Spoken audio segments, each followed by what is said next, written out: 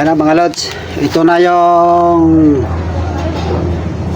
pinagpalitan lahat natin na tubo sa ilalim, sa preno, lahat.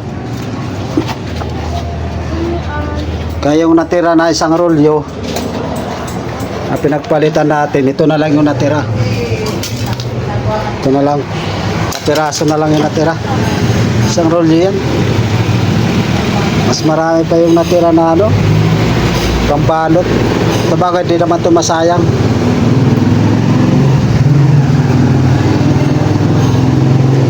Magagamit pa naman. Tapos bukas ito naman i-spot natin sa chassis para yun yung pinaka-clamp hindi magsiswing, yung hindi gagalaw yung ano natin, upper tube sa ilalim, stainless na. O yan na mga lods, tapos na ang instalasyon natin ng D7. Yan, tapos na. Kaya lang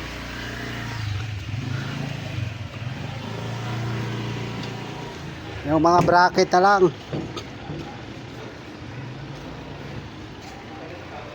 Oh. Yan. Ito. Ito. Ano. Yan na lang hinang hanggang doon. Sa dulo. Yun o. Sa dulo na yun.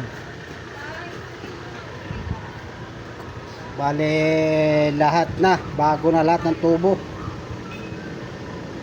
Yan. Nabutan na tayo ng ulan dito. Yan. Sa ilalim.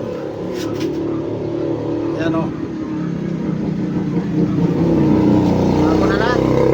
Hanggang doon na sa likod. Sa differential. Doon. Ay, yung makina. Naulan.